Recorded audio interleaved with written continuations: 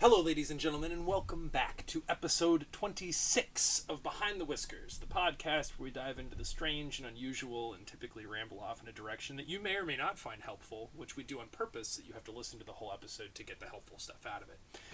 We are very excited to bring you guys, for the first time in the podcast history, a new bit. Yes, we have one of our fan favorites. The man that plays Typhoon is going to be sharing with us some of his musical inspirations when it comes to the sideshow and circus music in general. So, we're just going to let Hayden go ahead and take it away from here. Yeah, you guys sign up to listen to our resident metalhead and musician talk about some music that he really, really likes and give his feedback on it. We would love to hear, after the bit, your guys' thoughts on the song. We'll include a short clip of it here for copyright purposes. Obviously, we just are including a snippet. We encourage you to look it up in its entirety and enjoy it.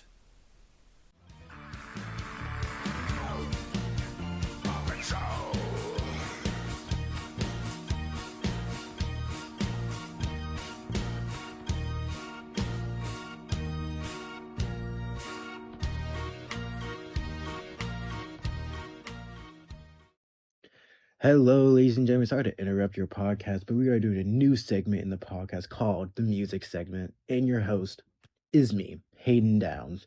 But most people know me better as Typhoon the Clown. Yes, the only tall clown that everyone loves. But I'm not here to talk about me. I'm here to talk about music. And the song that I chose for today is a song called Puppet Show by the band Avatar. Let's get started. So, Let's talk about the band's history first. The band was formed back in 2001, and the drummer needed to find someone to be in the band.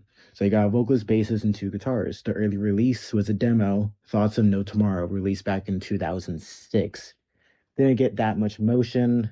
Personally, I didn't like it that much. It was part of the hardcore scene. And personally, I don't like the hardcore scene, but most people like it because it's not as vulgar, or there's mainly high-pitched vocals. Never liked it. Then the breakthrough was in 2012, 2006 with Black Waltz. And that's my personal favorite. And they changed their whole look to like a carnival vibe. And that carnival vibe is really what it shows throughout all of them. And that really shows in the group as well. I think of them as the Twisted Whisker Show. They all have a vibe to them. The singer has makeup on his face. They all have their suits on. And they're from Sweden. The Swedish. From what I noticed, from every Swedish band or any band that's from Europe, kick. I'm telling you, people, they kick so much back in Europe and you don't even know. And that's just a little history about Avatar.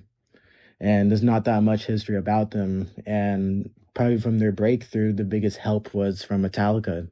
Metallica took them on tour and gained a lot of motion from that. And they're still touring till this day, making big numbers, been on Billboard and all of that. Avatar is such a great band. I totally recommend checking them out. And now let's talk about the song Puppet Show. Puppet Show, the song is mainly about control, manipulation, and a downfall of a leader. And there's this lore in the band where the singer is a leader. He's like the king. And the song explores the idea of a puppet king who's authorizing and suggesting that his systems in control are falling. And that's really all it is about the song. I don't really focus on that with the song as much. It's mainly what the song sounds like. Once you listen to this song, it's like you're in a whole nother world. It sounds just like a carnival vibe with like the little piano, like dang, dang, dang, dang, dang, dang. And there's just so much build up. Like it's like this little build up in the beginning, but then you add the guitars in, it starts getting heavier and heavier in this little breakdown. But then in the middle of the song, it starts to get slower and slower.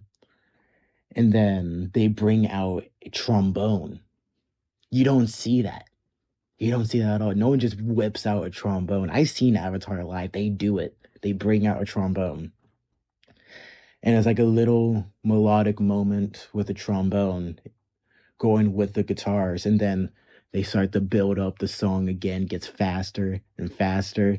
Then the whole band's going at it. And the two guitars are like battling it out, just like soloing out. And just keep on going. And they go back to the original rhythm. And then the song ends. It's such a great song, guys. I'm telling you. Please check out this song. It's such a great song. When I found the song when I was checking out Avatar the first time. I already knew some of their songs, but Puppet Show, man. When I first found out Puppet Show, it was from a live show back in like Europe or something. I don't know what it was. And the whole crowd was just going insane with that when that fast part comes on. I'm telling you, listen to the song and you know what I mean. But anyways, this is the last of the segment. Thank you for listening and have a good day. Peace. Well, I hope you guys enjoyed that bit with our good friend Hayden Downs. Yes, thank you very much, Hayden. And now we are very, very excited to get down to the meat and potatoes of this episode's content. We have with us in our lovely shop studio, thanks to Cathis Farms, our good friend and artistic colleague, Mr. Jon Harp. Will you say hi? Hello, friends. Pleasure to be here. We're really excited to get to talk to you today. For those of you who have not met him, you're certainly missing out and should try to remedy that at your nearest opportunity. Joe has functioned as in many entertainment corners of the world as you could imagine there to be, but primarily got his start as a special effects makeup artist and performer. He is a talented magician and has worked in all sorts of entertainment. Currently, Joe is in residence at Haunted Harvest, which is the haunted house that shares the property with our shop, and the farm that we mentioned earlier, Cathis Farms, which is kind enough to host all of these wonderful creative endeavors, and he functions as their creative director. Yes. Joe has agreed to come on to the show with us today, and we're kind of broadly, as you know, we will ramble and go many different places on our conversational journey here, folks. Always. But we are broadly here to touch back on the perspective of immersive entertainment and to discuss maybe some of the sort of DIY, lower budget, poor theater ways of accomplishing really compelling pieces of immersive entertainment. It's a topic that we've touched on many times, the immersive entertainment side of things, and the perspective that can be forced out of doing stuff that may be deemed unconventional by the industry, but Joe has quite a bit of experience with just pulling stuff out and making stuff work with whatever he has going on and laying around his shop. Care to elaborate, Joe? Yeah, that's very true. I suppose that like early days of special effects makeup kind of gave me an opportunity to do that because I'm like a little kid working out of my dad's garage and stealing items of clothing from my parents or going in the kitchen and getting, items that you might find in the grocery store to create special effects with. And so I learned to build the best art I could on limited supplies and budget, just because that's where I was. So I did develop quite a skill at that. And the interesting thing to me about that is that if you can present that art as best as possible, you still can be moving to your audience. You can appeal to them and give them inspiration or encourage their mood or attitude, and I think that's sort of the fun of make-believe and masquerading is offering folks an opportunity to enjoy something that is clearly make-believe, but everyone agrees to accept it as a reality for a shared experience. And so that's fun. I've always been really fascinated by emotionally moving an audience, for the good, for better, even if that emotion is fear, because sometimes that can be pretty cathartic, you know. You, like, much like us, spend a large portion of your early days in the entertainment world cutting your teeth at haunted houses. Yes, yes. And I've never gotten rid of that. I love haunted house entertainment because, to me, a haunted house offers more than a specific genre. Let me explain. If I go and see a comedian, I expect they'll tell jokes and I might laugh. If I go to a dramatic theatrical show, I expect I might laugh some or cry some. With a haunted attraction, you're diving into tested and sometimes negative experiences, and you're doing them in ways where your audience, it's more palatable for the audience, and they can kind of appreciate that journey and experience it in a slightly more safe way. And it can be a good way for people to test their own emotion and experiences, or even phobias or fears. So I think it's, in a strange way, you're offering a service to an audience by giving them an environment and an opportunity to feel not just one emotion, but a roller coaster of emotions. And there's a lot of value in that. You can get so much more experience out of a haunted attraction, in my personal opinion, than you can for other very specific theatrical experiences. And that doesn't, mean that those aren't fun and I don't enjoy them. I do, but the openness, the wide range of experience that you can have from a haunted attraction, big or small, is exciting to me, and it always has been, and I've never let go of that. I thoroughly agree with you there, Joe. There's so much that you can do with a haunted attraction. It doesn't just have to be fear. It can be comedy. It can be a little bit of that drama. You can take it from a really high point to a really low point really quickly and make it somewhat jarring to the person. And I've always followed the concept of art doesn't have to be perfect, but good art will make you feel something. Yes, absolutely. And that's the whole aim with this immersive entertainment, to make you fit in that situation and be a part and feel what you want them to feel in that moment. Yes. Essentially, kind of emotional engineering, just like any other kind of show. When dealing with immersive entertainment, I feel like a lot of people are very quick to write that off as something you can only experience at a theme park, like Universal Studios, where Absolutely. Ostensibly money seems to be no object, which does sound like a delightful place to work in some ways.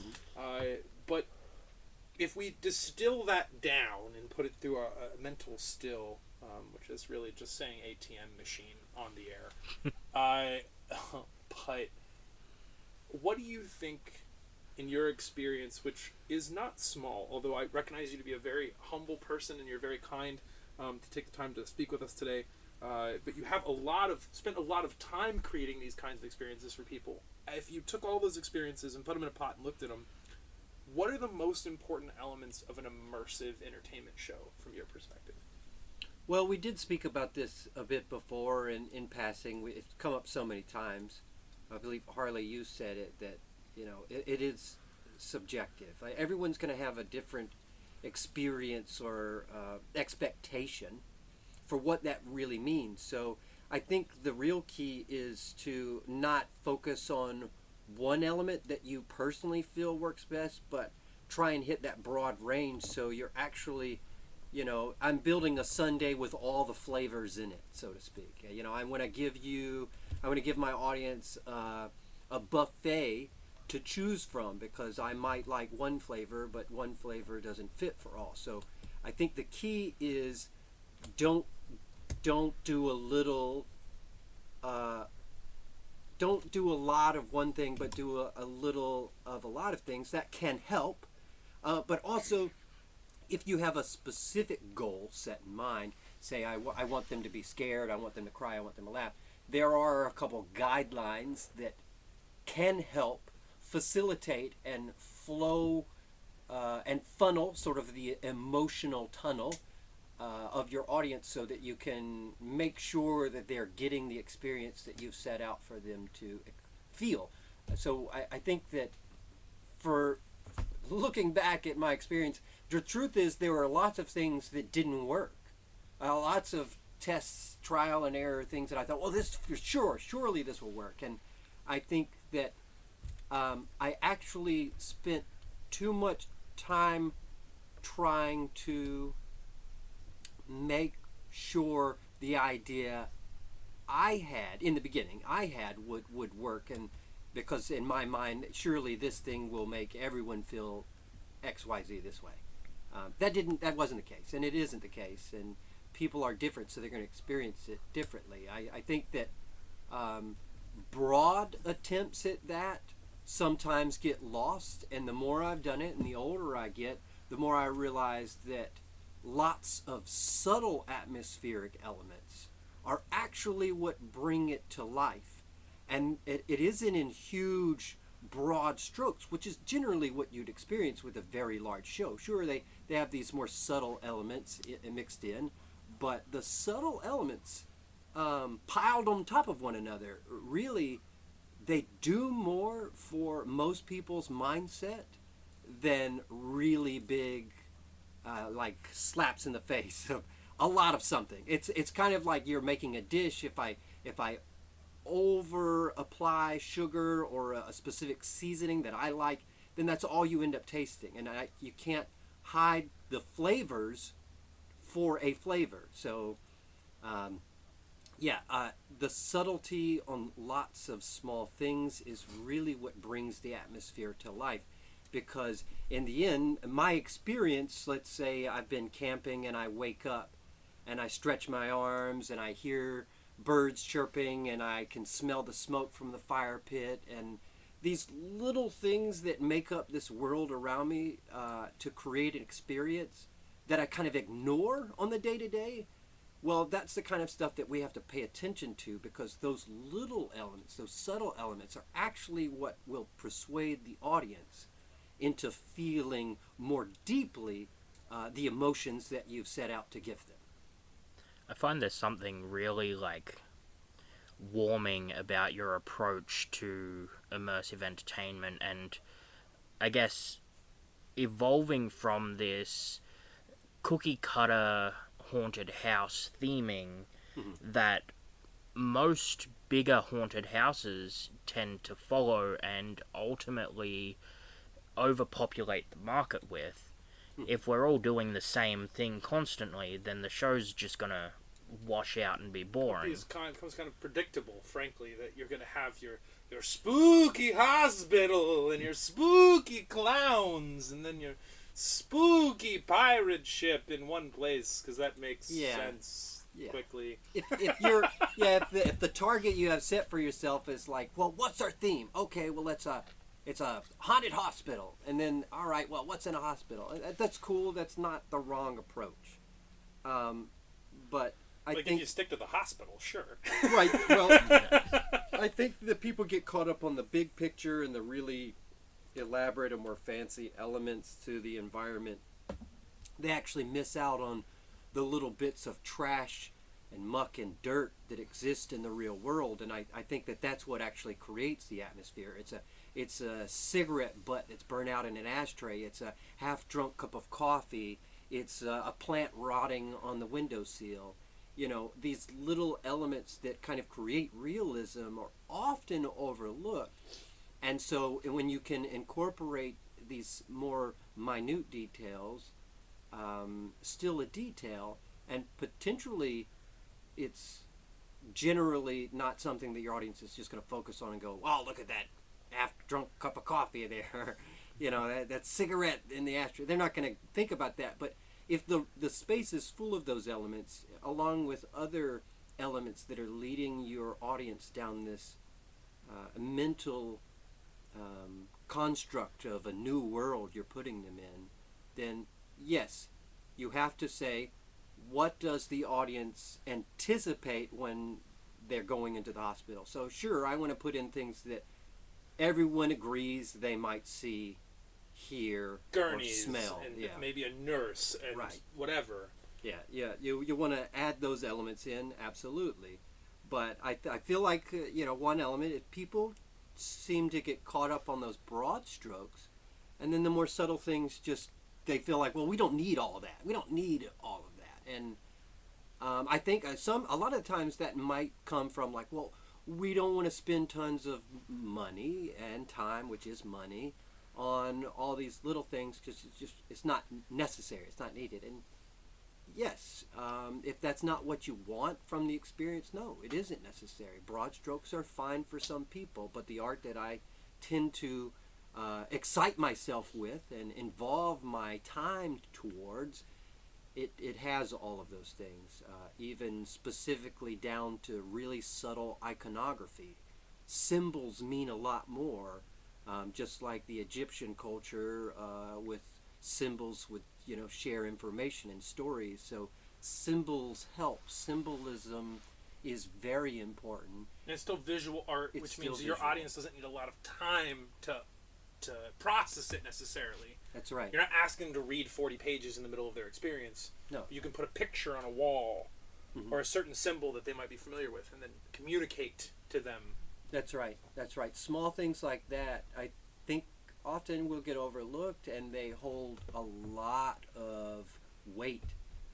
We know people's mindsets can be chaotic, and oftentimes when someone's buying a ticket for entertainment, they're actually trying to escape things. They're not necessarily trying to live out or live in a shared negative experience, in the sense that shared negative experience that is actual terror, because if you look up the word horror, it's like repulsion. So I don't want someone to buy a ticket and say, well, I vomited halfway through and now I've had to leave and I'll never come back. Okay, if that's the goal, fine, I did my job, but generally I don't aim for that. My goal with the experience is to create a world that becomes more magical the longer they're in it, and it makes them want to say goodbye for a little while to their own life and their own experience, and try and involve themselves in this world that I've created, and get lost in it a little bit. I mean, that's kind of the fun. I want them to feel like they can let down their guard and get lost in the world. And then I think they open themselves up more to that, and in that way they can be more open to the experience. If I initially come at the audience with something that is very over flavored and saturated, and sure, that works in a small stint, they might remember it, but it isn't the immersive goal that I have set out to achieve. It's not wrong, I just don't prefer it. My objective is to give someone an escape, and the escape should be not just frightening, but also fun, and feel like they're achieving something. If they don't feel like they've conquered something or achieved something within themselves, I believe it's a little less fun. I think they're buying a ticket to experience because they genuinely want to escape what is negative in their world and find something new, even if what I'm offering is something far more negative than what they're experiencing. So by comparison, still fictional negativity. That's right, still fiction, and surrounded. I mean, I love horror fantasy. I love combining those two worlds, and to me, fantasy is something we don't get enough of, because the real world can be harsh and depressing and difficult, and especially in the haunt industry specifically, I have to ask myself, well, with current events or negative things going on in someone's life, why would they want to think about death more? Why would they want to think about the horrors? So the way I combat that is I come at it from the angle of supernatural. To me, supernatural says there's something beyond our world. There's another world out there. There are other elements, and you can touch them, you can smell them, you can interact with them. And that is special, because for a moment, even if it's just for a moment, I do aim to make the audience forget their world and just solely exist in mine. and there is fun in that for me. I like that. It sounds like you approach art very similar to the way I look at video games. Mm-hmm.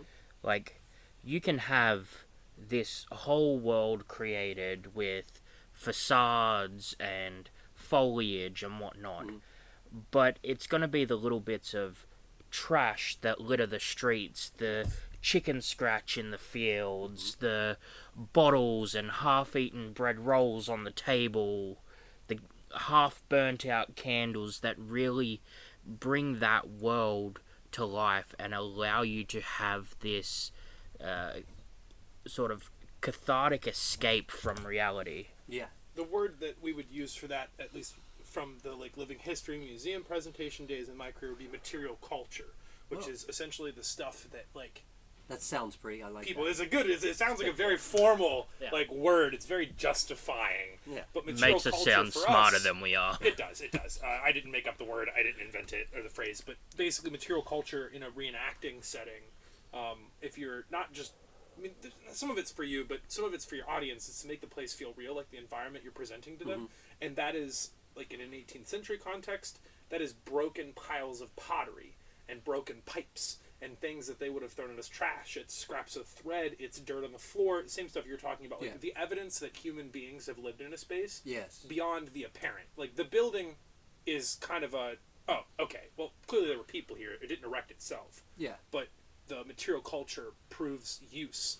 And you can see that in every level. Like Pompeii has great material culture that's buried in the volcanic ash from that disaster that tells them a lot about how they lived their lives. I mean, and even religious iconography falls into that too. It could be a crucifix. Absolutely does.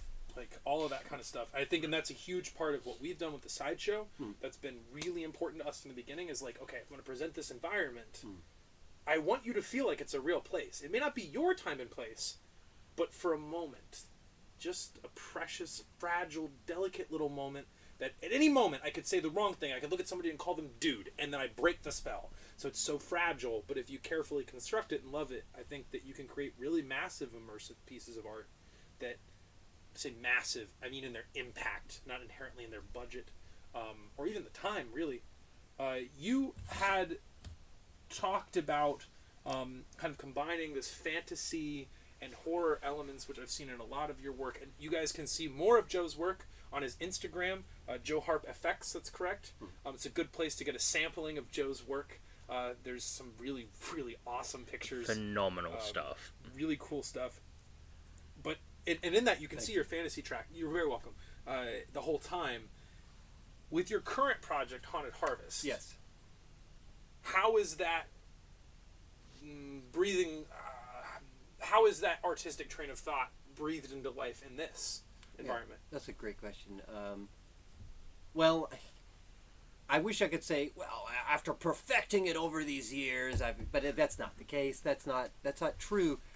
It's still, you have to go, well, what is the audience? What does the local market want? And what do they respond to? What's their time frame? What's their expectation? All those things are relevant because we talked about before, atmospheric and immersive elements are subjective. Okay, so my aim here is to, first of all, with this haunted attraction, try and purposely misdirect expectation. So I am purposely using to my advantage what anyone that has been to a haunted house in the past few years, what their expectation of that experience is. And then I say, okay, it will not be that. It is not that. And that is the aim. If I can do it different and present it in new light, the audience, whether they've experienced a haunted attraction or not, what they're seeing when they come to this show is purposely a different direction. So I am kind of, I've been obsessed with magic for my entire life, and one of the elements in magic is misdirection. So I am purposely misdirecting the audience. And one of the other things that is the combination of fantasy and horror in this show, or supernatural elements, is to, first of all offer a world that seems very familiar. It is presented to the audience as kind of a timeless space, a space that sort of exists on its own merit and doesn't follow any rules of the outside world. So that already gives me an opportunity to do it different, right? And then the other thing is, if I can create a sort of expectation based on just repetitive visuals, sounds, and interactions, then you build rapport with your audience, and then they continue to expect that the ride and experience will stay and feel the same.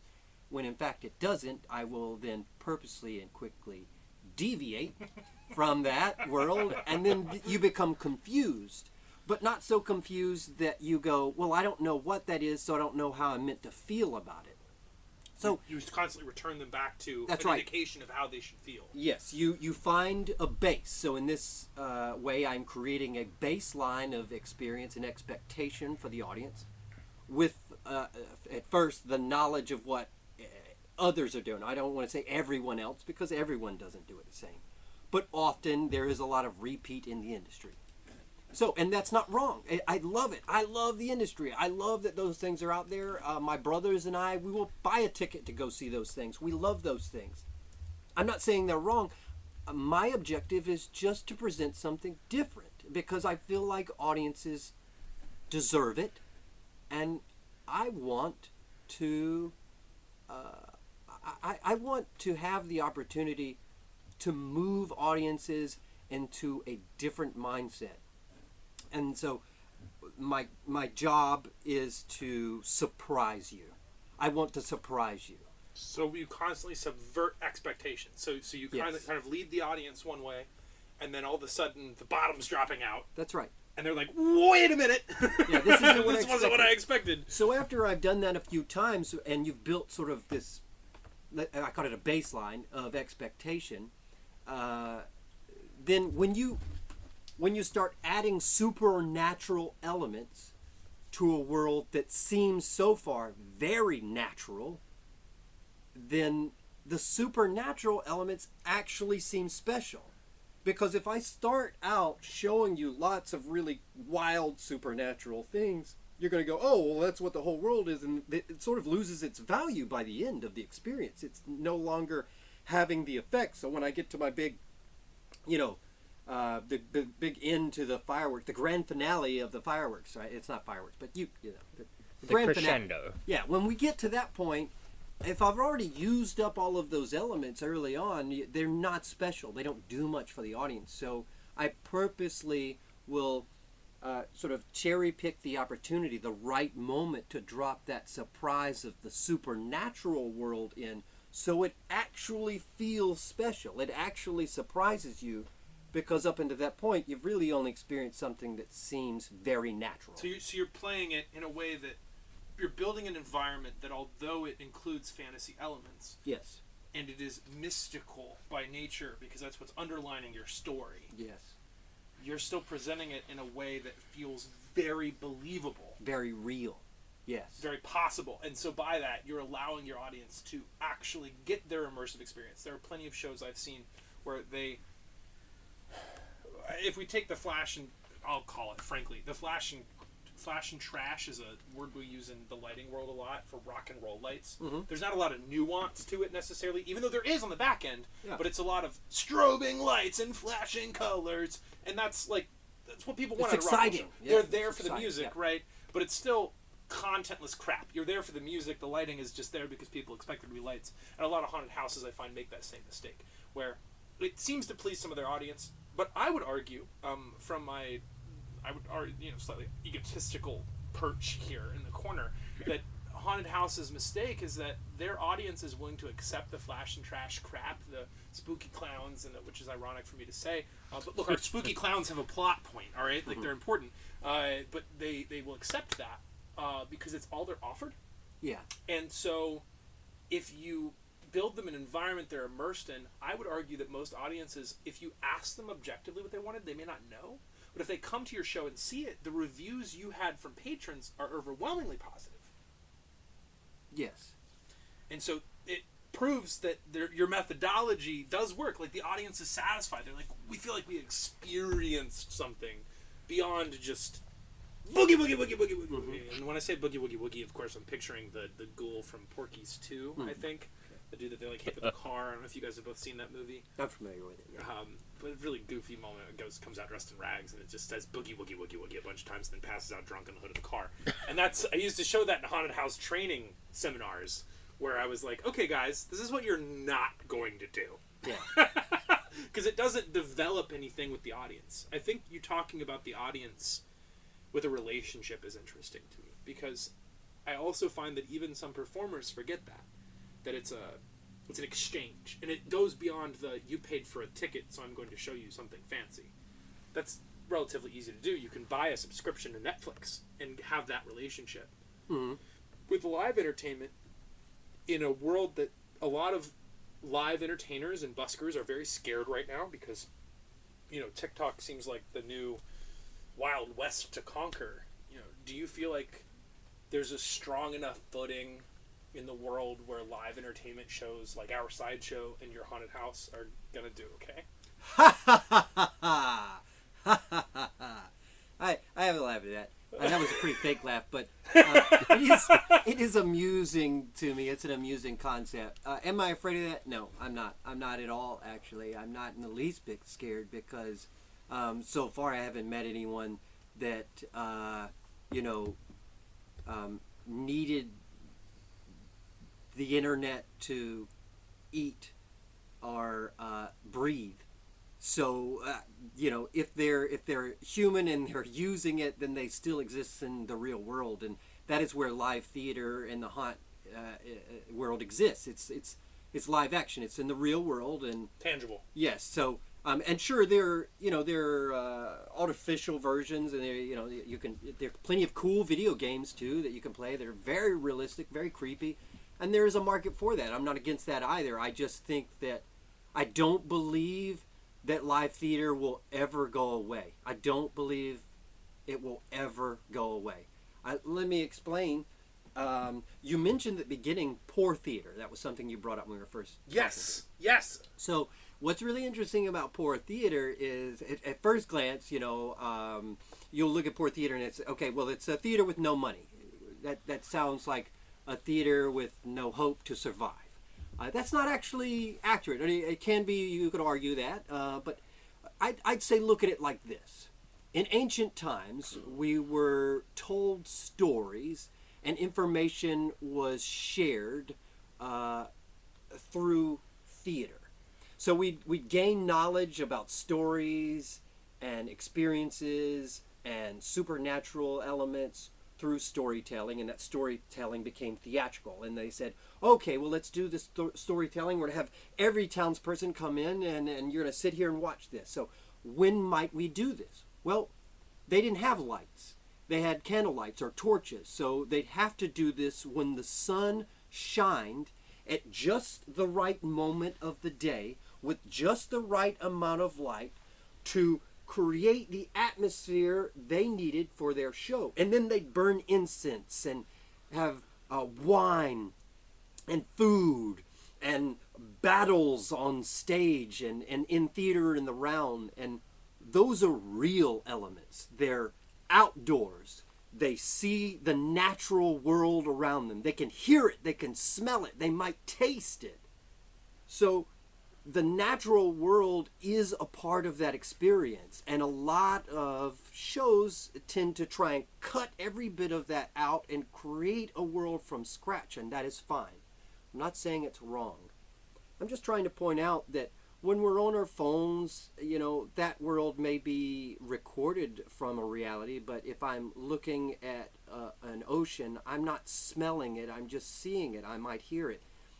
The experience in poor theater in ancient times is described historically not just as entertainment, but as ritualistic experiences held by groups of people that moved these groups of people into collectively changing their mindset. What does that mean today? That means if someone's having a bad day and they come experience the show that I've set up for them, I don't aim to just scare them. I aim to put them through a nearly ritualistic, emotional, and religious experience. Because they are feeling and sensing things that generally they tend to ignore, because that's just the way we exist. We're born and we go, wow, gravity sucks. I fell down a bunch of times yesterday. I don't want to hit my head again. So I'm going to start tuning all that nonsense out. The world around me is really loud, so I'm not going to let that scare me, because I still got to try and eat and sleep and move about this space. So let me ignore those things. So we shut ourselves off from so much external knowledge and experience and just parts of the world. We just tend to ignore it.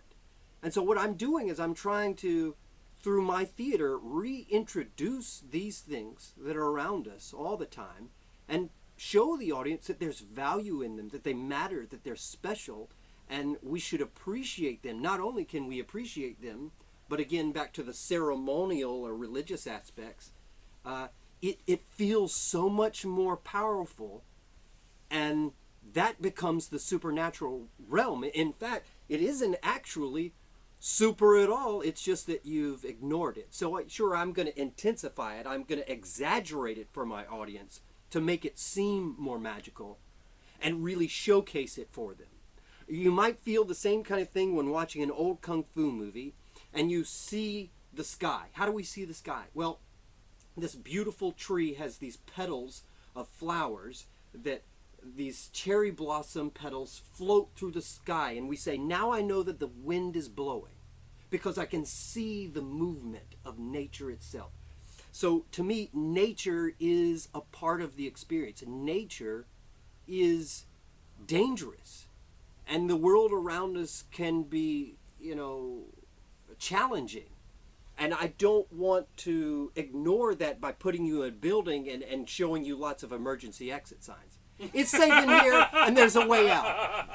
Kind of undoes your work as you're doing it. It kind of undoes it. And yes. For the poor theater concept, where the goal isn't so much about not having money, I would argue the goal in poor theater is to make impactful statements without spending a lot of money. That's right. And nature is... It's an element. Already there. Yeah, it's already there, and a lot of our show is built upon what we have. What do you have? That is, a basis of poor theater. Look around you. What do you have? Work with that. Make that the root of your story arc and put value in it. Don't ignore it. Don't say, well, I don't want to look like this. I want to try something different. That's okay if you can afford to rework everything from the ground up, including the soil we stand on. But my aim isn't to do that. My aim is to respect the natural world that the show exists in and make that a part of the experience. And I want the audience to respect the land that they're walking on. For one main reason, that it is an actual working farm. We don't want the animals eating trash that people throw out. So we're very adamant about making sure to keep the property safe and organic and natural. And I'm not trying to preach on that. I'm just pointing out that the show already has, the landscape already has a real necessity for a natural environment to stay that.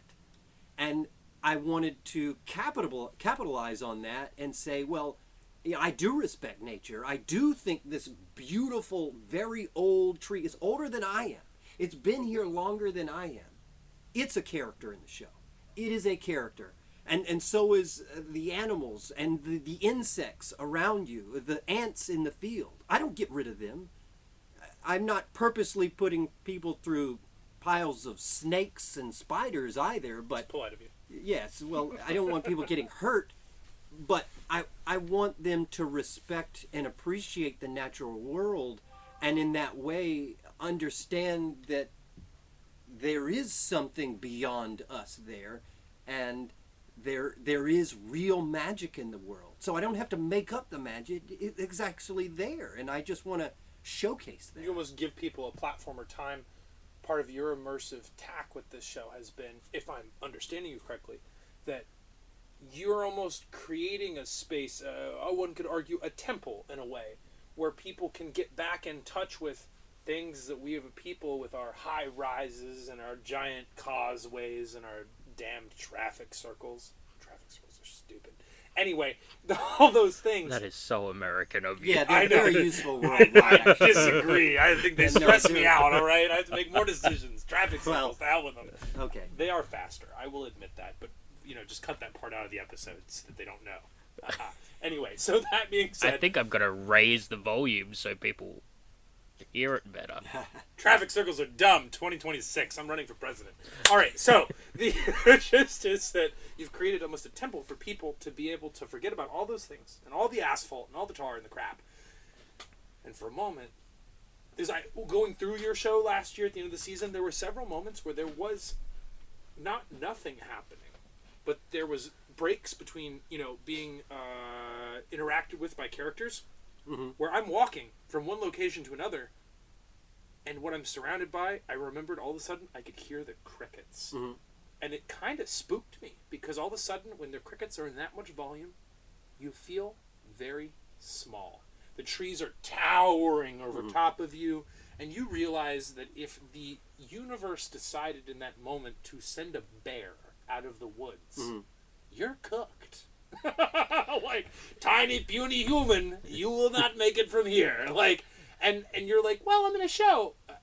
Joe's not personally following me around through the show with a gun that'll take out a bear. All right, No. But in that moment, like, those are all the natural things. Is that stuff you think it's naturally in us? I mean, more than think. I assume you would agree that, like, our natural fear is of the dark and the woods and the uncivilized places. So we become arguably content to exist in those spaces. And so your show does, without you having to spend a dime, you didn't go out there and import the trees from Borneo. Like, they were already awesome and they were already here. I think that's an impactful and interesting way to take it, is you're working with what's around you. Your guys' show has a lot of rural theming because it is a functional farm. Yes. So you guys have access to those resources, the resources that you already need here on this property. Yeah, we don't actually use any of the animals in the show because I don't think that's fair. They to do try act for free from the sides, You depending on might- where the cows are. we record the sounds of the animals and we replay them at higher volumes, and sometimes we alter that sound. So yes, you hear it, but sometimes it's a more extreme is what you're hearing. Now that It's being not said- a forced use of the animal. It's no, just no, it is not. No. Again, grabbing what nature's offering you. Yes, yeah, it's already out These there. cows and make just- some really frightening damn noises. Yes, Oh, they yeah. do. Yeah, they're very vocal, and you can really distort those sounds, and that's fun to play with. they're also really playful animals.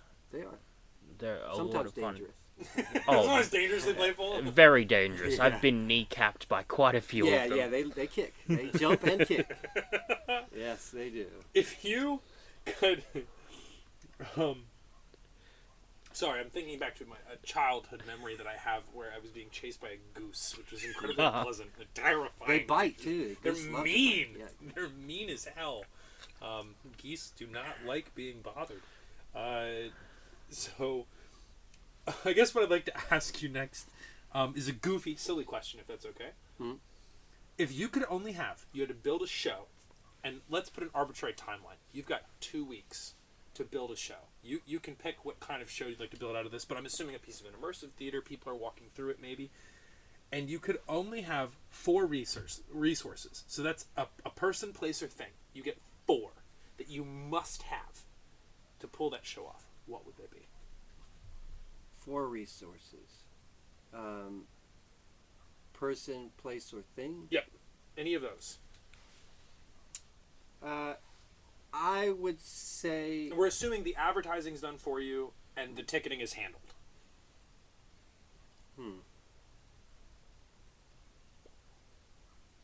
person, place, or thing. A thing I would want would be a very realistic portal. Something that forces the audience to reset their brain, which is why in the show we have these breaks, because if you're bombarding your audience, you can overwhelm them, chemically speaking, in their emotions, and I don't aim to do that. That's fun, But it's also distracting. but it eventually it doesn't work anymore because the brain will kind of fizzle out and use up that chemical. And Back to the ignoring you were talking about. that's right. It loses its value if you overdo it. So some kind of archway, portal, light, fog that creates an idea that you're leaving your world and entering another one. And place. I want a place that has both and a very old stone structure, preferably one with little to no roofing, so you could still see the sky. And then the remainder of that environment would be an all-natural environment, something with very large trees, large rocks, rolling hills, and water, which we have a lot of that here. The sound of the water and the reflection of the sky and the moon in that water it's really brilliant. It's magical and worth keeping. And I suppose the last thing would be you said a person. I have to pick a person or people? Well, it can be a person, place, or thing for any of these four. Person, place, or thing. Well, I would have to say a person then. I'd want a character that feels like they are from a realm beyond your understanding. Obviously, the performer would be very, very strong with their voice and physicality. I'd want a really strong performer, but I would hope that performer would be presented in the nude. And the reason for that is they're not actually naked. The costume I would put them in would cause you to see every bit of their supposed flesh and have no clothing, because in the animal kingdom, generally they don't wear clothes. So I think humanoid, through a lot of religious description of beings, they're relatable to humans by appearing human themselves. So kind of a hybrid of animal and human, sort of a mixture of this humanoid thing that just speaks to you. I think it would be really magical if the character could speak to you at the same time as music is played. But I can't pick both of those, I think. So. Well, technically, I think you did three, right? So a portal, a place with a stone structure, a person who's in the garb of relative nothingness, because that also makes them kind of intimidating, because they're not hiding behind anything. No, and with clothing, we've gotten the sense that, like, I can show who I am through my clothing, but if you separate the character from garb, you don't know where they lie. Like, I don't know if they're in a robe because they're a monk or they're in a robe because they're a priest. I don't know, and I see this garb on them that looks like, well, that they're just clearly trying to hide the shorts and sneakers underneath, So you take that away, create a implacably, I may have used that word wrong, I do that a lot, implacably believable character, because they're not hiding anything. No, I would want them to almost speak to you like they were your grandmother or grandfather. Like I think almost advising. Advising, yes. So I think that, to me, that's more impactful, way more impactful than having a character just rush out of darkness and be really loud, or even scream and have this monster sounding voice. Like, yes, that would be startling and scary. I have experienced that in real life, not with a monster, but a human being, and that, I'm not going to get into that story, but yes, that kind of thing can be jarring when it's real, when you really experience it. Yes, it's jarring, but if you remove the more human elements, where I can understand, the hierarchy or the value of wealth and a job title for this person. Like, if you are a creature, if you remove these things, it becomes more unknown and strange, but still something that is directly interacting with you and offering you words of advice and knowledge. I think that, to me, is way more impactful, because truthfully, that's the kind of thing that I'm going to think about when I get home. And the opposite of that, what I experience generally in a haunted house, is the most talkative actor in a haunted house, they're only talkative because they have a lot of smart alecky things to say. So you'll say a comment and they say some smart aleck thing. And then that's fun. You know, that's fun. I can get a laugh out of it. My friends laugh at me. That's fun. I get why they do it. It also puts up a barrier. It shows them, it shows me that they're putting up this wall and they're saying, well, I want to be smarter than you, so I'm going to outsmart you, and I don't want you to say anything that makes me feel dumb, so I'm going to combat that by being the smart person in the room and also a rude person in the room, so you can't insult me back, and that's fine. I see the value in it. But that also snaps, to some degree, even if they're in character, that snaps the immersive bond, because it violates that transaction with the audience. That's right. Where the performer feeds them something and the audience feels something. That's right. They're ending that interaction. They're saying almost that, forcing it to like you said, put up a fence. Yeah, and I don't think that sticks with you. The only thing it's going to do is make me go back to my car, and when I'm driving back, think, oh, that person was a bit of a jerk. I don't really like the way they spoke to me. And maybe that's what they want. Maybe they want me to not think about them anymore, and that's fine. I'm not saying it's wrong. I'm just saying, as far as I feel and see it, like, more impactful is something that's going to make me think. Because remember, going back to a poor theater, the ancient world of theater is meant to change minds and emotions, not to put up barriers between me and the performers. It is a bridge between me and this world, and one that I get to join in and become a part of. And if you close your audience off to that, you're actually not letting them have fun with you. And I don't think that helps. I don't think that makes or encourages people to want to buy a ticket. It doesn't encourage the impact of the art by any means. I think that if you have a rude character, there's a place for one. I prefer a character, though, that's kind of standoffish, but gives you little pieces that like you can grab onto. But the character, if I'm playing a character who's frightened of dealing with people, assuming it's not something like abject terror, right, where they're just terrified of you, like, for a moment, but that character is kind of a throwaway if that's what they are. They're there maybe for a plot point or telling a story, but they're not going to impact the audience. They're just, oh, people should be scared. Got it, cool, moving on. But having a character that's kind of maybe a little closed off is fine, but I think the abject rudeness, unless it's part of a longer interaction that does have back and forth, or even, dare I say, conversation between the performer and the patron, is pointless. It doesn't actually do anything. But that does mean you've only used 3. You've got a 4th one. Well, my 4th one, I think, because I said a space with little to no ceiling that was very ancient. That was a structure, and then the next one was the forest itself. Ah, okay, 2 separate pieces of the place. Yeah, like I would want a part of that experience to be outdoors and another part indoors.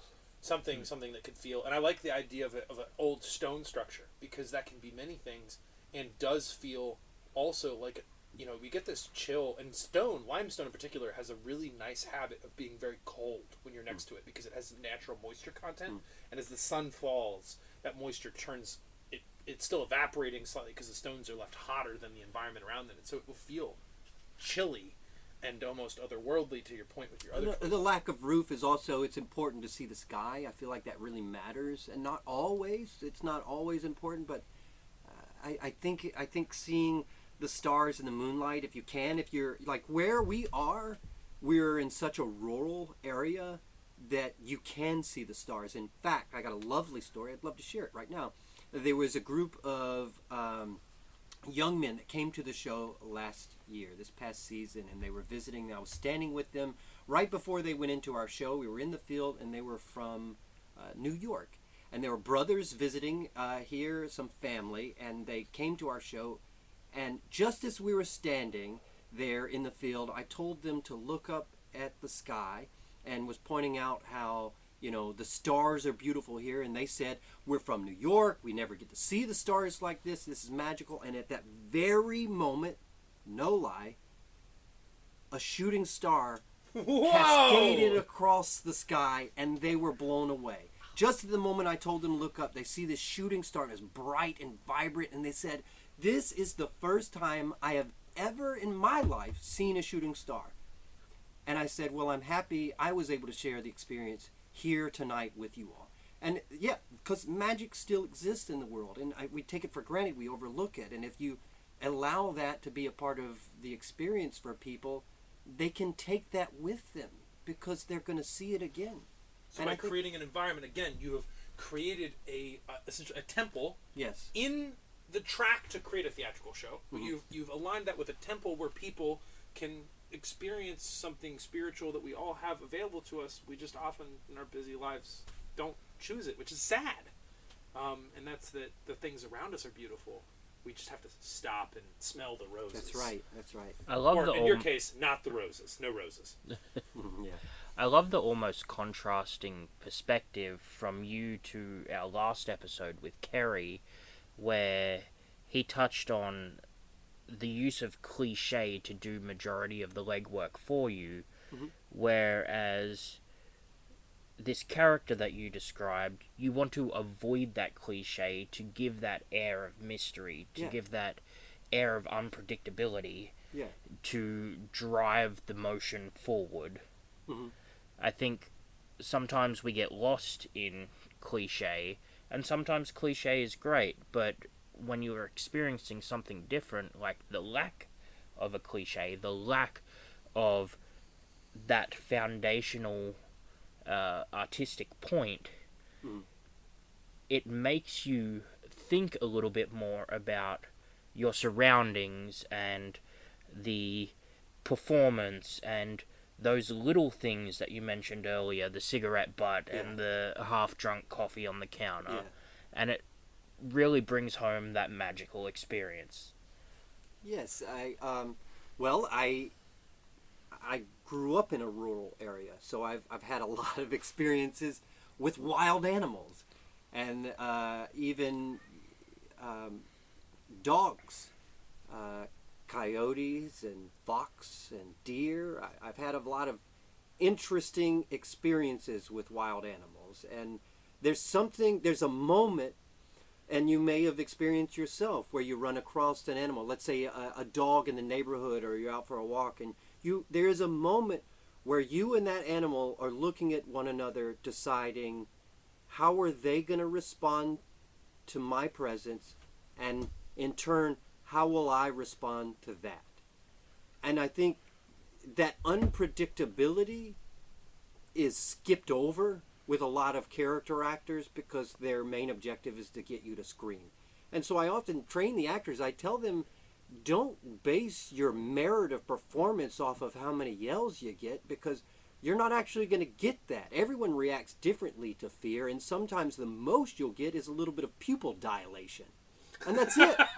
I'm not seeing that in the dark. Like, what are you going to have, like, somebody outside the scene checking their eyes? Yeah, I can't check mark like... that. So, what I have to trust is this magic of interaction, and if I try and just snuff out the interaction by going, well, I'm gonna make a loud noise, I look scary enough, and it's over. That's it. It should be good enough, and that'll stick with them. Well, the problem is that doesn't, because they've already experienced that, and they can experience that with their phone or television or in the theater, and it exists.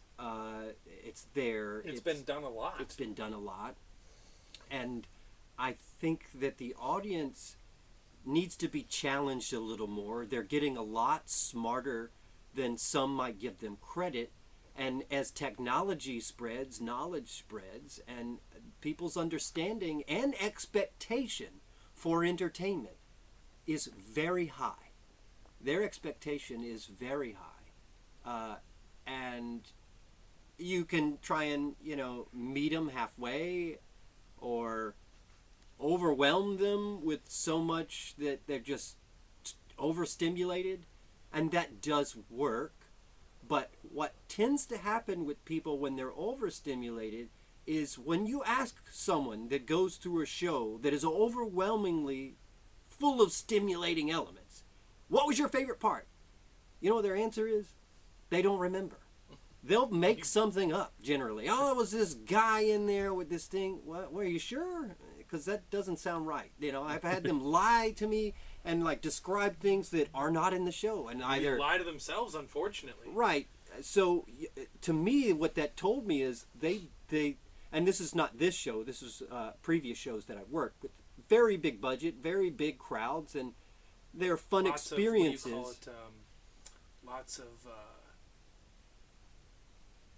of investment in their show, which I think is an amusing turn of phrase. That's good. I mean, that's not wrong. I'm not saying Lots it's of wrong. capital investment, though. You can invest capital really quickly in a lot of unhelpful ways. That's right. That's it. No, yeah. I should say not unhelpful, unimpactful. Yes, better way. Yes, they're not. If your objective is to move your audience and make them sort of resonate with the experience, I don't think just rushing out of the dark and screaming is going to do it. Not anymore. I don't. Sure, that worked in the 80s, and it was exhilarating for me and my brothers, and I didn't care that actor was wearing blue jeans and sneakers at the time. You know, I was just excited to be in a world that had cobwebs and capes, you know? But that's not enough anymore, and it's not really going to impact the audience in a way that makes them go, you know what, next year I want to go experience that again. You know what, before this season is up, I want to take my friends or family to experience this with me. Because another thing that I'm very proud to say that we do here at Haunted Harvest NC is we continue to change the experience throughout the season. So we literally have a different performance and set of what we call rituals as you go through the season. And the reason we do this is because the rituals that get us to Halloween night shouldn't be repeated. So the ticket is for a new experience every night our show is open. And it's not completely different. The story arc is still there, but the presentation and the way our audience is fed through that experience does change. And I don't do that just because I want people to come back. I do that because it makes the most sense to me. If I am performing a ritual, it doesn't make sense to perform the exact same ritual in the same way over and over again. That's not how it would be done. It doesn't make sense. So the sacrifice is different.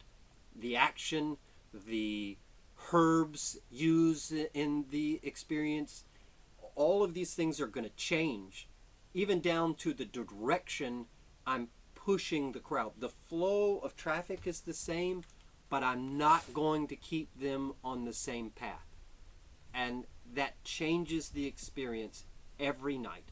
And not only is that fun for our audience, it's extremely fun for the actor, because they don't have to be like repeating. Like that can get droning and aggravating to an actor too.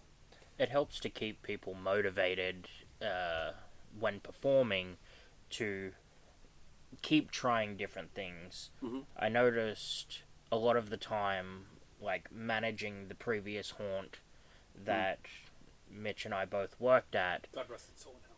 God rest its soul in hell. A lot of the actors, there was a lot of turnover, especially in my particular attraction that I was managing, because it was so cut and dry. This is what you do: jump out, scare them, the trailer moves on, your scene's over, you walk back to place, and you repeat. I get that, and you know what? That's not wrong either. I mean, I worked. Like I said, I've worked big shows and seen that in North Carolina and Texas and a couple other states that I guest spotted at, and they were fun shows. But it was about repeating because they have nearly because there's so many people want to buy a ticket. There's so many people going through the show, and you have to continue your flow. So your performance has to be sped up. It has to be repetitive to get your angle, to get your part in the show. You know, yes, you got to speed through it. We actually don't suffer from that here, and I hope we don't get bombarded to the point where we feel that we are forced into something that's nauseatingly repetitive. Yeah. And that's, again, it's not wrong. It's Yeah. just not right for us. The repetition isn't wrong. It's just hard to maintain motivation repeating the As an same actor, action. yes, Well, it's for very sure. different too, because if you're in a theatrical show, although even I find like formally staged theater to be a little difficult sometimes, because to tell the story you need to tell the audience. You might be on for a few seconds, because we're not in a theater. I can say it out loud. Macbeth is a great example where like you don't actually know what all those characters are doing for the proposed timeline that you're experiencing the show from the audience. And even with Sleep No More's presentation, where they had the actors doing something the whole time, you just couldn't see them. And that in my brain made more sense. Yeah. When I perform as a character, one of the things I like about the sideshow is when I step into that environment for the evening, if I've done my work right, I've done all the things that Mitch would do to support the show before the show starts. And by the time that I step in to, quote-unquote, run the show from the theatrical perspective of the audience, I can be that character and respond as he would throughout the duration of the evening. I don't have to do something that takes me out of it. And that's something I really liked about your show, is that when we got to walk through, and I think the audience that's listening should be filled with enough context to understand what we're talking about here, but all of the people that I interacted with in your show were interacting with me very candidly, air quotes around candid, because they are playing a character. But their ability to interact or bounce off of anything I would say, they did have questions that I could tell, because I do this stuff too, that they had been given, like things to start a conversation with that were planned, but they had no way of knowing how I would interact with them, and yet they were able to continue the conversation with me, which made it feel very real. And by the end of the show, I was frightened. Like, It's a very personal experience. It was, and I think there's a magic in that. And hell, when we went through, for those that weren't paying attention, don't know, we performed for several weekends at Haunted Harvest this season, which was tremendously fun because their midway is set up to be a, and Joe, jump in here if I'm not describing this well, but essentially a fall festival put on by the family. Yes. That's hosting this event. Yeah. So the family owns the property. Our story arc is about a family, and it's all based on North Carolina folklore loosely, or certainly inspired by that, and actual historic events, whereas the bailouts for the government happened for farmers in the 1920s, and this particular farmer in our story arc did not take the bailout, and had their family suffered and their family members died. So when their family members were buried on site of the farm, they were haunted by a nature spirit. This nature spirit became a deity that they eventually began to worship and create sacrifices and religious ceremonies for. And then they built a commune, a sort of cult, and they collectively lived and made sacrifices and followed the teachings and guidance of this nature spirit. And they continue to do this. So our story arc is, yes, it's a cult that deals with a supernatural being, but at first glance, that is not mentioned. It is not brought up. It's not pressed to the audience because that isn't the focus. If I am a real religion and I aim to get people to join my commune, then it doesn't do good to scare them off by telling them that we sacrifice things for blood sacrifices and do all sorts of deviant So you rituals. like make that the fine print. That's right. That stuff isn't important. What's important is we make it palatable, and so to get new members to join the commune, which your patrons are these prospective that's members. right. We create a fall festival. So that is what the Midway is. It is a fall festival that just is fun and entertaining and family friendly. And that's what it is. It's meant to be fun and exciting and enjoyable. It's triangle bunting and bistro lights and good food, delicious food, because it's a farm. Yep. And homemade. We have a store with lots of like actual folk art. It's very cool. Handmade items, and of course, real farm-raised meats and things like that we sell in the store. Homemade candles, all sorts of neat stuff. So it isn't just kind of like we're putting this on. It is presented as very real, and that's the whole. Presented not as a piece of fiction, That's correct. But you start the immersion the moment they have gotten out of their car.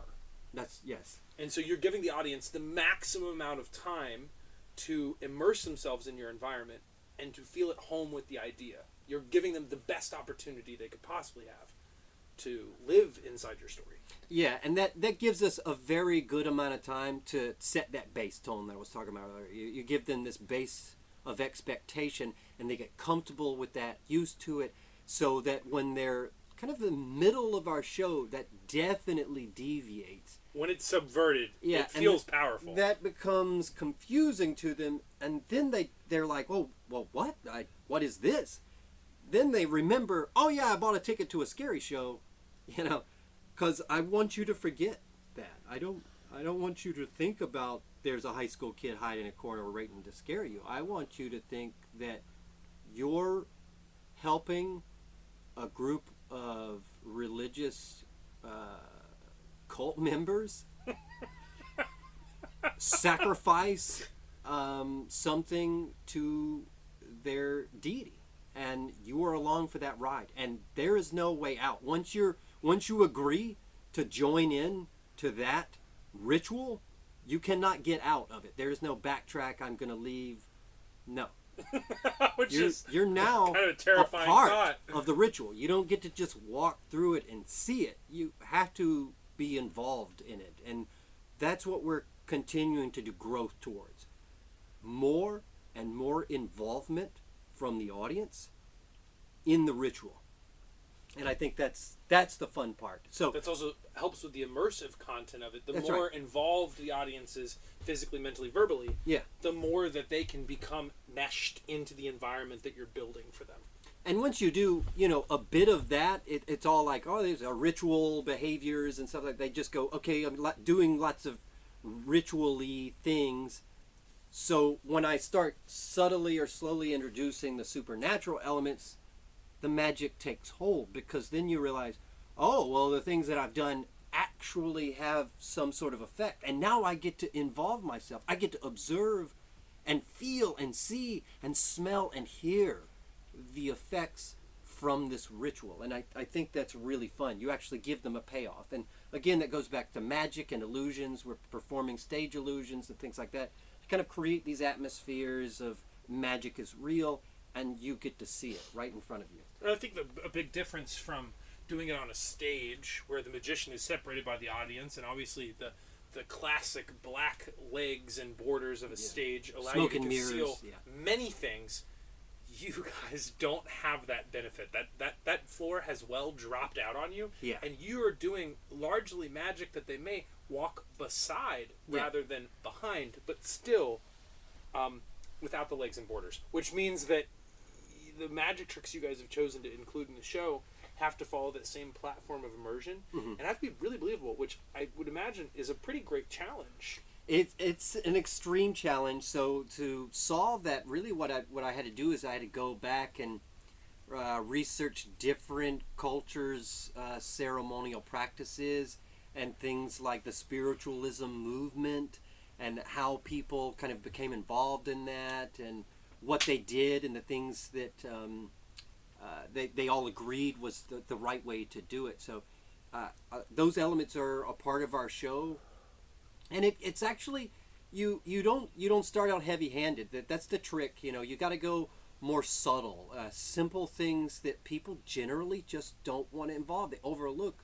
small things like taking a herb like rosemary and crushing it and making them crush it, and then they can smell it, and they become kind of involved in that experience. And it's sort of pleasant, like, oh, this smells nice. I'm getting my hands kind of in here involved, and you make them get comfortable touching these items and interacting with you, and then subtly start introducing things that are a little more challenging and uncomfortable.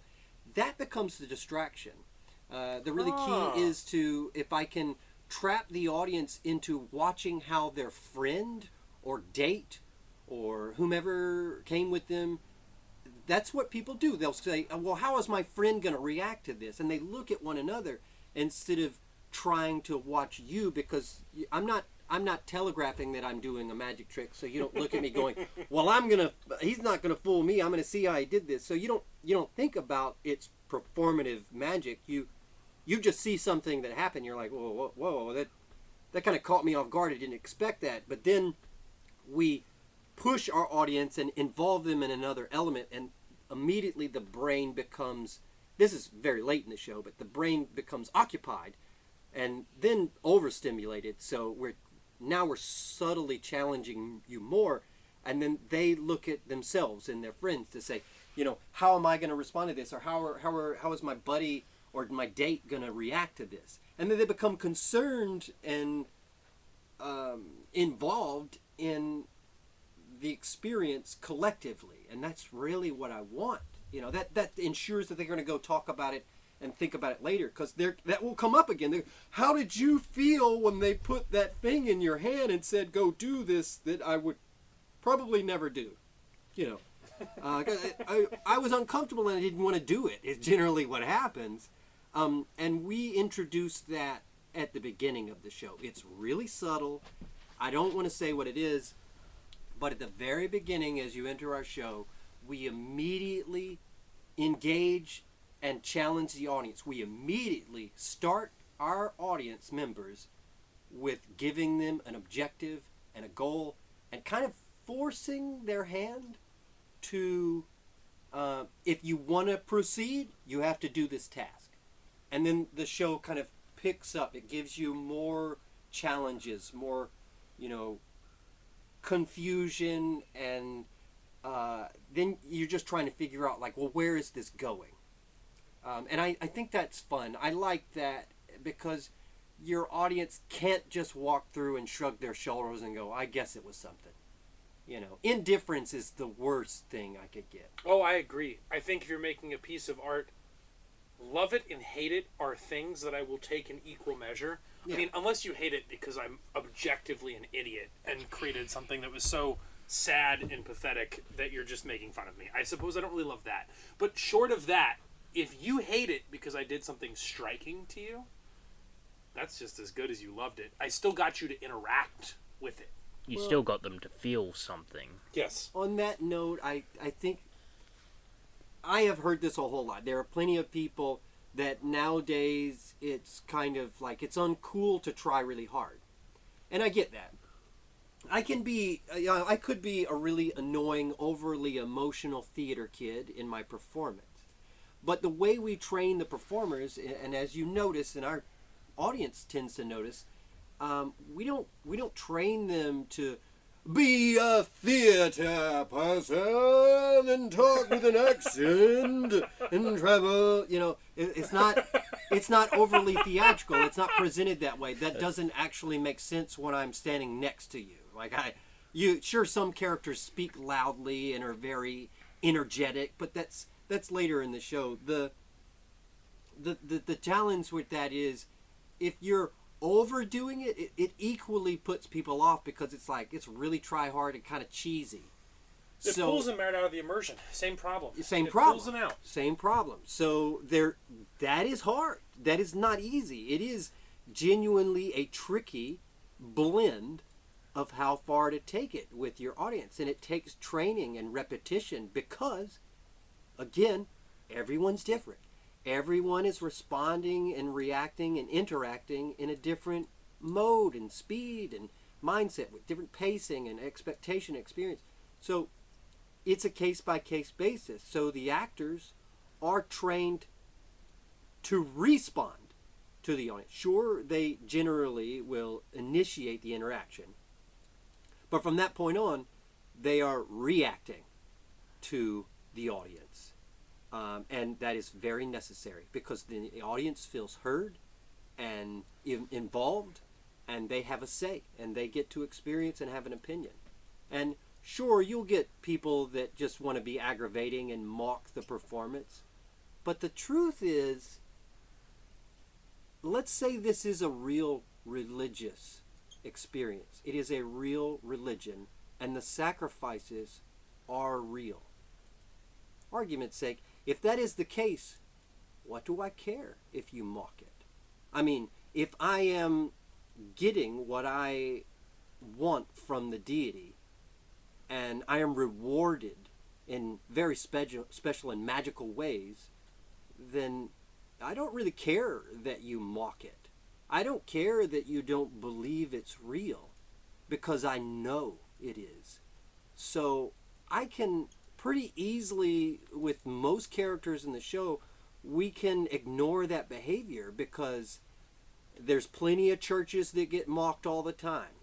And you just got to keep doing what they're doing. Yeah, they keep doing it. So I don't see how I need to be affected by that. One of the things I wanted to touch back on is your use of the history of the area we're in and the folklore Okay, yeah. to really ground the immaterial to the material plane.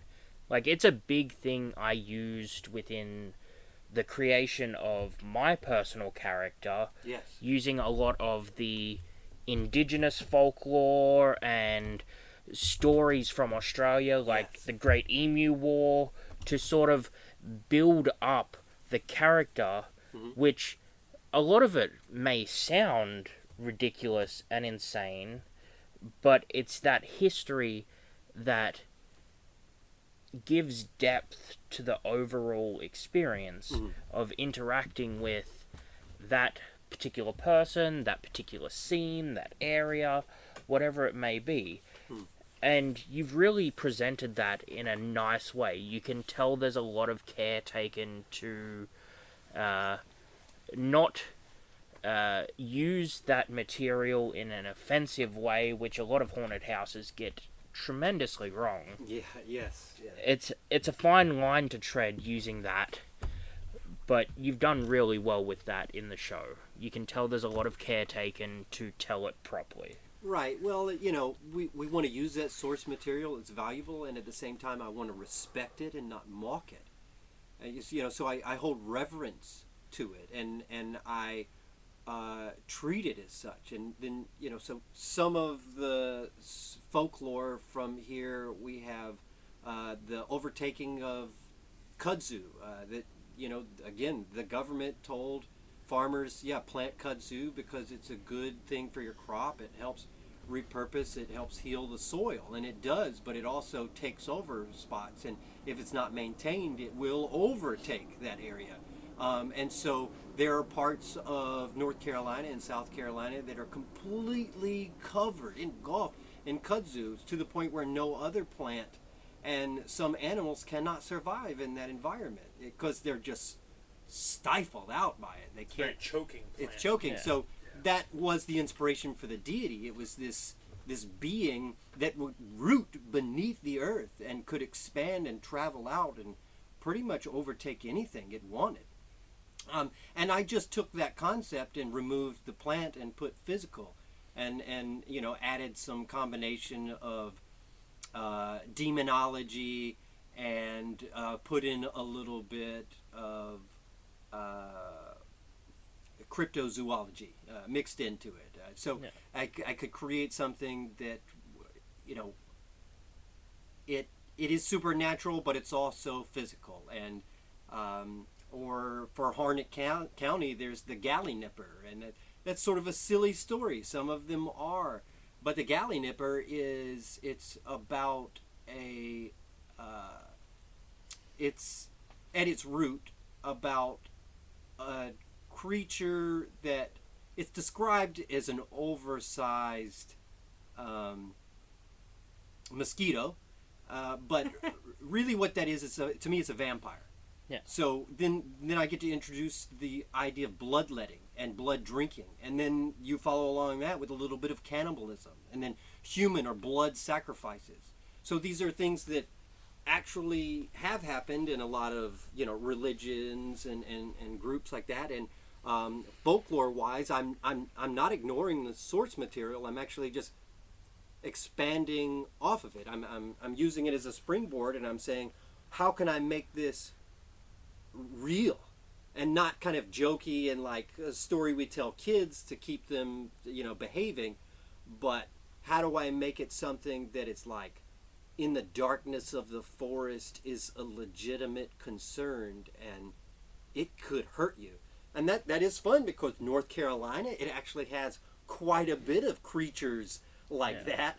And there's a wide range. There's also a couple stories from North Carolina that are about environments that defy gravity and other scientific anomalies, sound, and these are stories that exist. You could look them up. My audience could go online. They could look them up. They were documented. Some were documented by the president. The president had people investigate these stories. Yeah.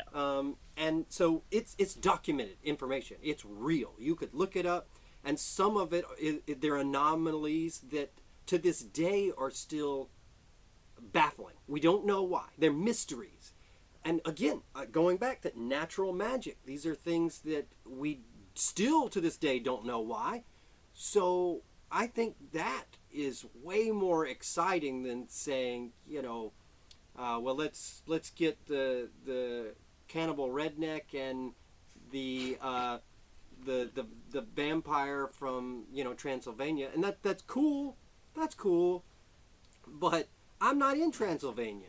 So if I go doing all that gothic stuff, it's like, yeah, I'm inspired by that. I like it. I like those things. I do. But they don't work for this story. Yeah. So I really have to find what is believable, what works for our story. So yes, thank you for noticing that. I appreciate it. That's one of my favorite things. And to be honest, I never thought growing up, I always thought, well, I want to do stuff from like other cultures.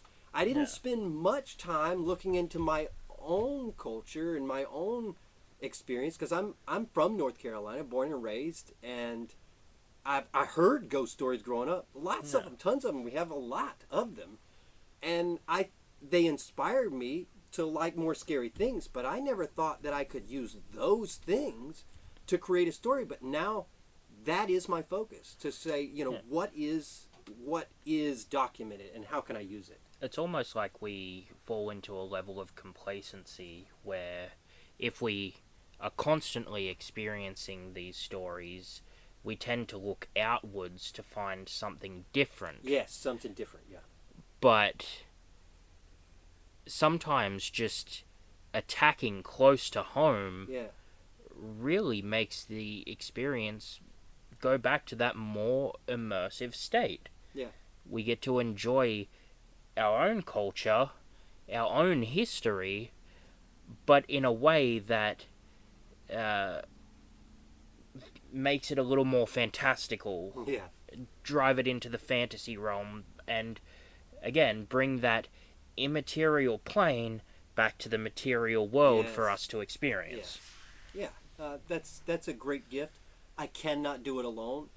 So finding a group of people, both the actors and the property owner, David, is very supportive. And when I first started talking to him about building this show, he said, yes, I will take that risk. Everyone else that I mentioned these concepts to before, I said I'd never thought of them, but I have used folklore before. It wasn't the folklore from here, but I tried that before, and it was met with a lot of... I really had to convince people, and then they didn't want to try it again. And maybe I didn't do it 100% right then, but again, time tells and helps us understand. So I feel very lucky. I'm very happy that I'm working with a group of performers that are willing to try something new and different. And I'm very, very grateful that I am working with a group of artists and passionate people that say, let's offer our community and others that want to visit our community something different, something new. And at the same time, just appreciating what we have and not going, let's start from the ground up and build it all new. Like, there is a lot of waste in the world. And again, I'm not trying to preach, but we do our best to recycle everything we can. I will recycle wood, paper, plastic, tin, a tree falls down out here, we cut it up and we use the parts from it. If it's not being used as a nest by an animal, I'm making use out of what we have, and that is not just a means to save money.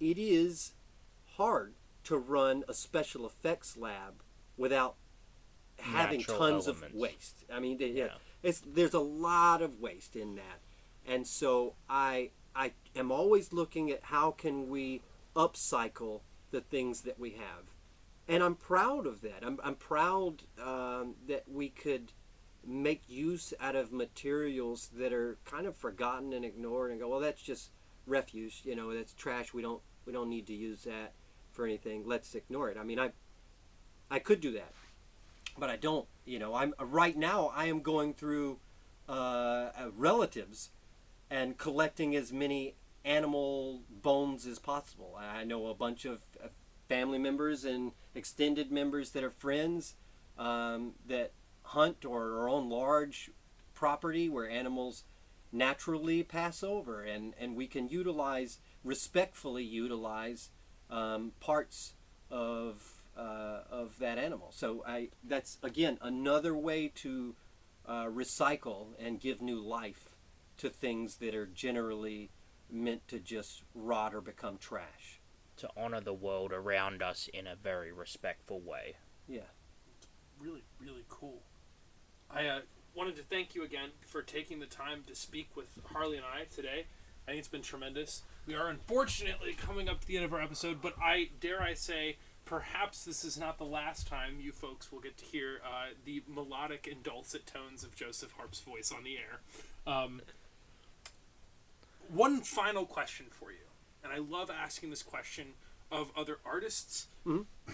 Yes. If you could, and you can through this show, offer a piece of advice, or maybe it's a couple of words, whatever you think, to a young creative, if you were picturing that creative was you. Like if you were just rifling through podcasts and you had somebody tell you what you wish you could have heard as a child, because many of us as artists didn't have anyone around. We were kind of stuck in these little creative bubbles and everybody going, get a real job. Like, unhelpful, right? If you could say something to inspire the creatives of today, what would it be?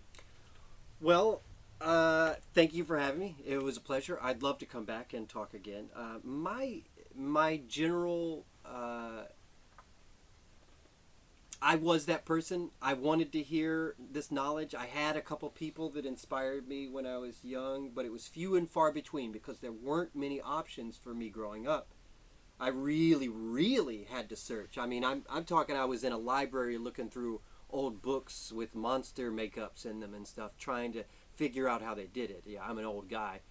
So I didn't have the luxury of the internet growing up. So I really did have to search it out. And so my advice is that, for one, you do need a real job. You do need a way to survive. But that doesn't mean you have to do things that crush your spirit. And that doesn't mean you have to do those things all the time either.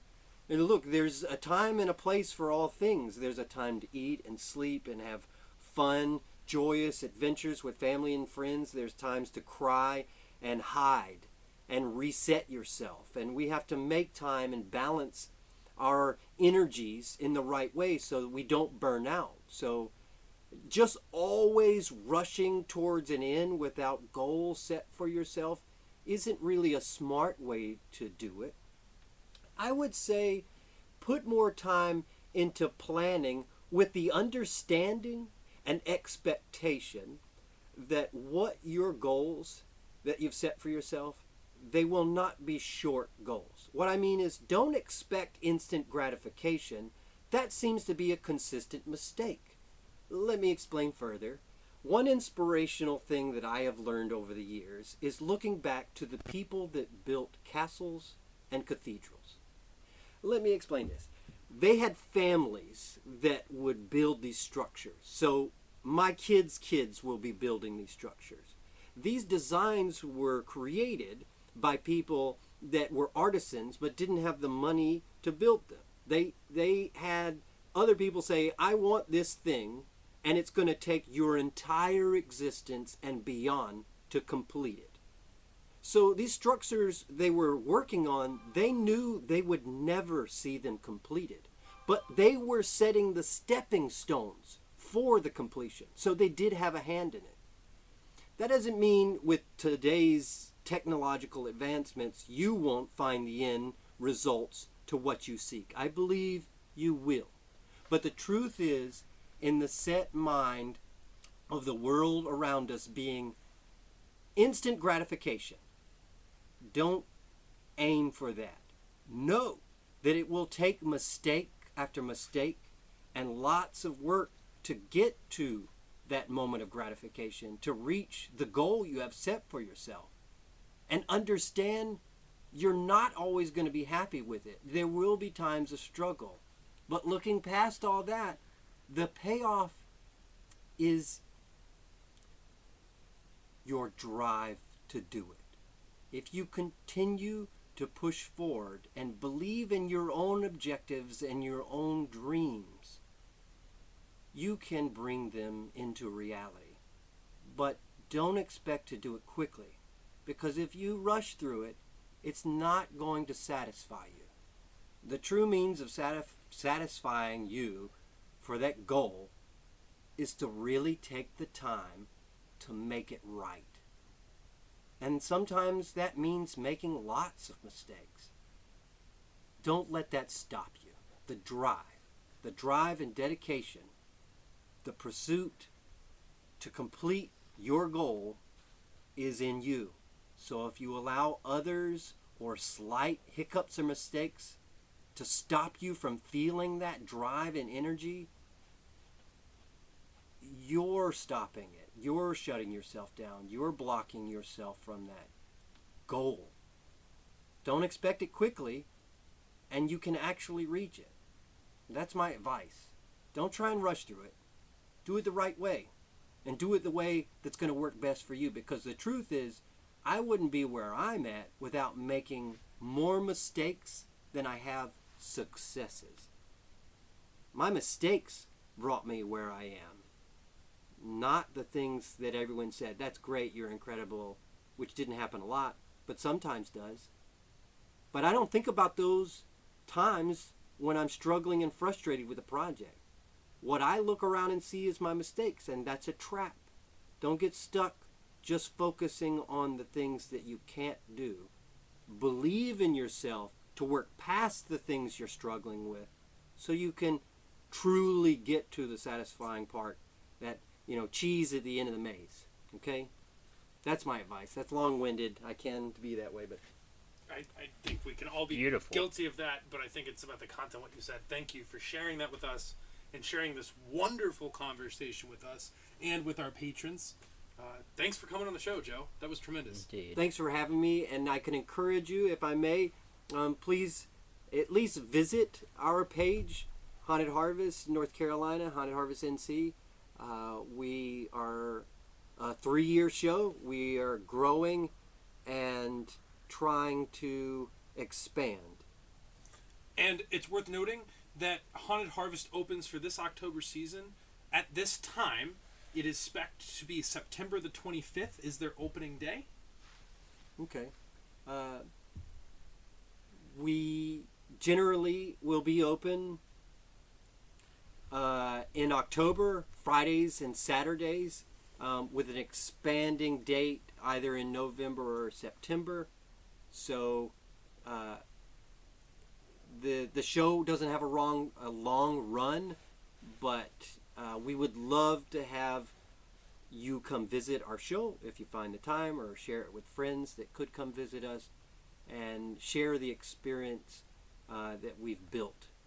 And dare I say, if you are careful, though I think you'd have trouble recognizing him, you might even run into Mr. Harp himself and some of his phenomenal magic, perhaps, if you take the time to pay attention and see the things around you when you're at the show. Definitely check their website, hauntedharvestnc.com. I believe that they're under Instagram at least, and probably Facebook under the same handle. It should be at Haunted Harvest NC. And then you guys can see their calendar as it firms up and they post dates and tickets for sale.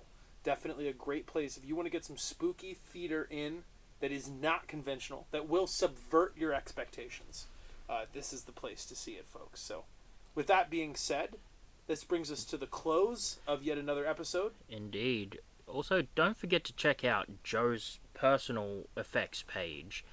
He's got some really phenomenal work up there, some insane costumes that look like you've spent years perfecting, which you have. Yeah. He's like, yeah, that's because I have. Lots of mistakes. Yes, I only show you the things that look good because I'm too ashamed to share my struggle. No, that I accept the struggle, but you're right. I thank you. I would love for people to look at it. And that's Joe at Joe Harp FX. Yes, spelled J-O-H. Joe, J-O-H. That's my artist name. Harp. H-A-R-P, like the instrument or the beer. We love our bear. All right, folks, don't forget to give us a follow also. Yeah, at Twisted Whisker Sideshow on Facebook and Instagram. Don't forget to like and share the podcast. And again, if you're willing, share some of your art with us. We'd love to see what you're working on. We love seeing other creatives in the industry daring to try. Yeah, amen. Amen. And with that, thanks for joining us. Ciao. Ciao.